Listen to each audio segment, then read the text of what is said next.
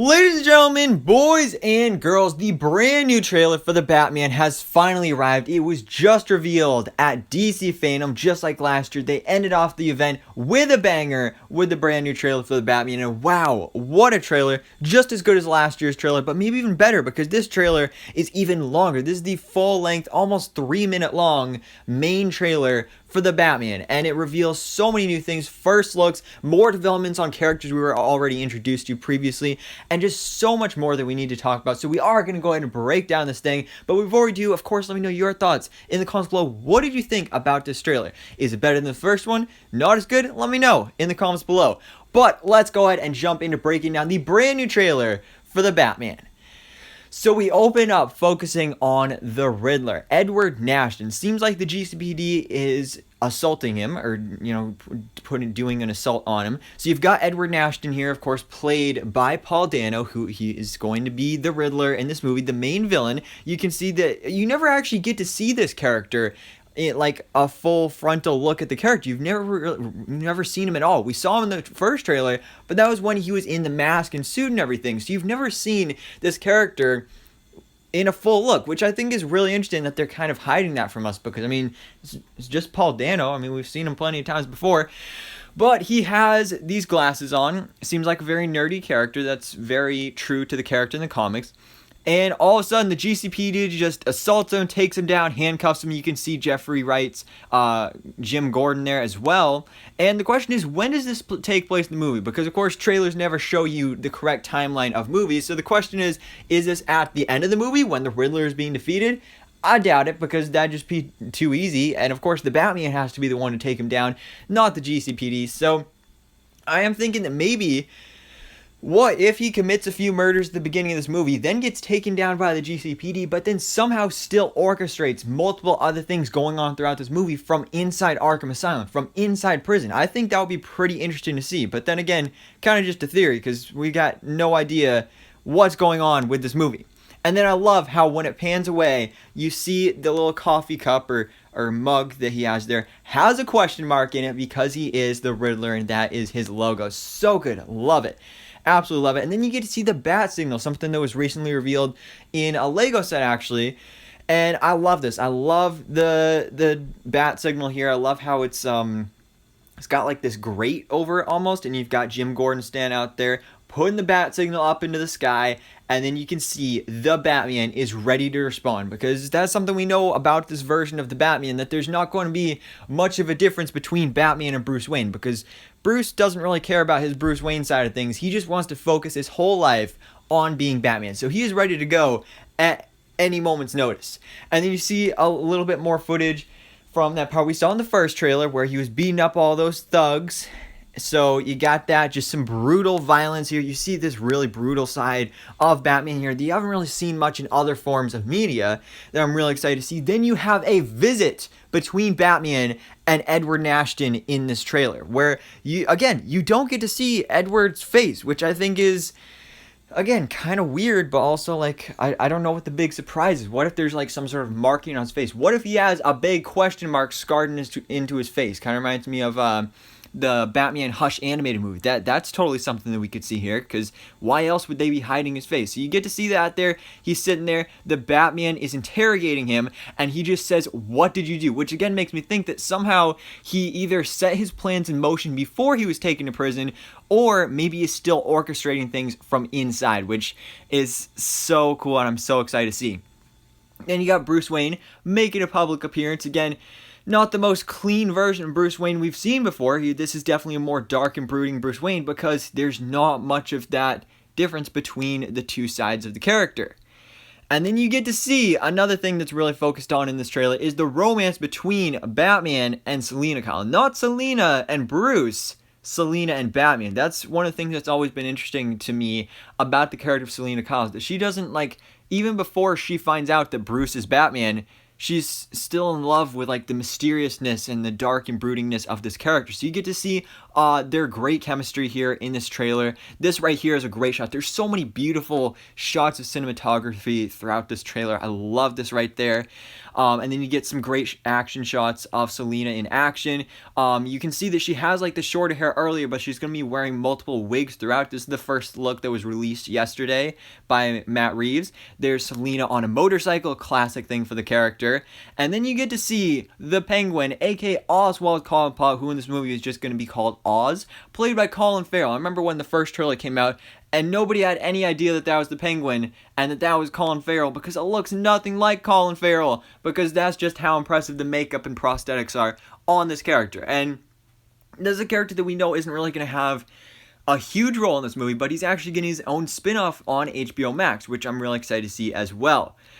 And then you get our first look at Andy Serkis as Alfred in this movie. And he looks so good. I mean, he looks like Andy Serkis, but he also looks like Alfred. Like, he just seems like he would be the Alfred for this universe, which, I mean, is really cool. And Alfred has always been almost like a father figure for Bruce Wayne, so I'm going to be interested to see his relationship with Bruce in this universe, where Alfred is going to be trying to take care of Bruce and make sure, like, he's healthy and everything, where Bruce is just probably going to be rejecting all of that help and just focusing on his life as Batman. And you see this, like, he's already in Batman mode, even when he's not even wearing the suit, even when he's not wearing the cowl.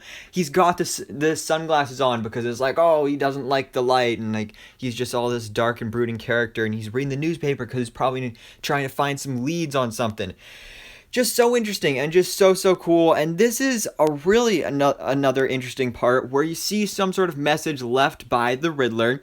You've got in the middle there the Riddler logo, which is both a combination of course, the Riddler from the comics with his question mark, combined with the real-life Zodiac Killer and his logo, because that's a big inspiration for the character in this movie. And you can see just all these things around the sins of my father, question mark, which could be referring to rumors that we've heard about this movie where Bruce's parents, Thomas Wayne and Martha Wayne, may actually have connections to a darker past, may have possibly been criminals, may have been doing some shady stuff before they died. Theories of even possibly connections to the Court of Owls, and that's where it could be coming into this here. So then it also says Savage, let's see, No More Lies, Coulson, and you go upside down, it says Mitchell, and Renewal is a Lie. So, I mean, a lot of this kind of sounds like gibberish from the Riddler, but it all has to mean something. And my question is, what are all these other things that are surrounding these words? It looks like books, maybe, like burnt books. That's what I'm thinking it is, and it's just like all over the place. It's so disturbing, and I mean, he's a serial killer, so of course it is. And then you get this great shot here of Bruce. See, he's in Bruce Wayne mode, but he's still got the eye makeup on, so really, even though he's not wearing the suit, he's still in Batman mode. He literally says, I don't care, because Alfred said at this point in the trailer something about, like, you're gonna get yourself hurt, and he says, I don't care, because I don't care about being Bruce Wayne. I only care about being Batman, and that is, I love that about this version of the character, because it's so early on in his career. It's not an origin, but it's still like early day rookie mistakes where, you know, doing this whole thing of not really making a clear difference between the two sides of things can make it really obvious that Bruce Wayne and Batman are the same person. So you get another great shot of Selina and Batman up on the rooftop. They're having that great connection. And then you got Batman fighting Oz. And I love how he says, like, take it easy, sweetheart. And, like, that was just awesome there. He's going to be a really interesting character. Batman just walking through there. There's another shot of Selina, like I mentioned earlier, wearing a bunch of wigs. Seems like she's going to be going undercover, living multiple lives here, which I'm interested to see. This beautiful shot that was released a couple days ago by Matt Reeves of Batman just on a rooftop up by the Gotham City skyline, and it just looks so beautiful with, I believe, the sunrise or sunset, not completely sure, but it looks so good. There's Selina again, and just this relationship is something I'm excited to see, and especially if she does find out that Bruce and Batman are the same thing, because, I mean, it's probably going to be a pretty obvious thing in this movie. She might even be able to figure it out on her own. And then you got that moment from the first trailer, him saying, I'm vengeance, and it's oh, I love it. I love it so much. And then the ending of this trailer gets crazy with the Batmobile, a Batmobile car chase. Wow. So you get to see the Batmobile firing up, going into action here. and just going to town. It is going crazy here. You see he is like in full rage mode, and he is going after the Penguin. You get this other great shot of him being all like dirty and stuff. Maybe this is at the end of the movie, I'm not completely sure. Oh, this one from Gotham City 1, looks like their news channel, serial killer live streams. That is, of course, the Riddler right there. And oh, this is just such a sadistic thing. Most likely doing a live stream of, murdering someone, which is even worse, like showing that to the world. So that's messed up. There's Selina going into action, doing some cool acrobatics.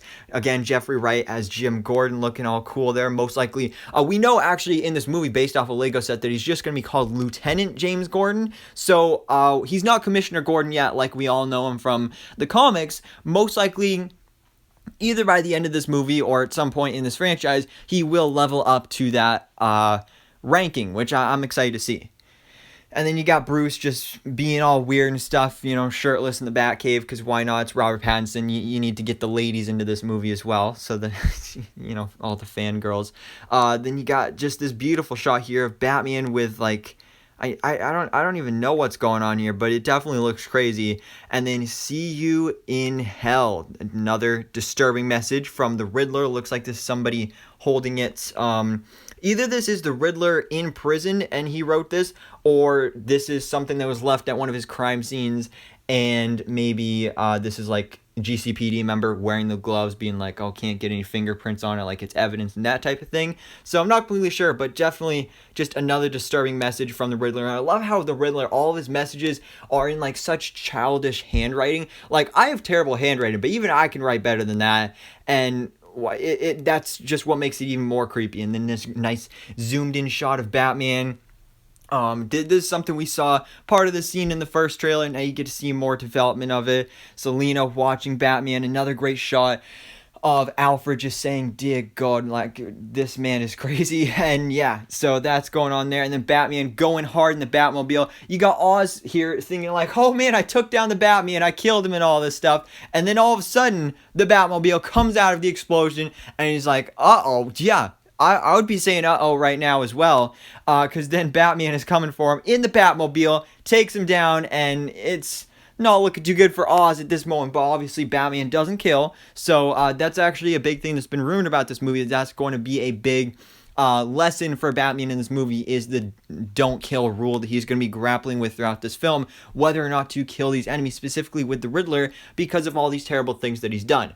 But then there's the end of the trailer in cinemas, March 4th, 2022. Hopefully there will be no more delays, because this is just such a good movie.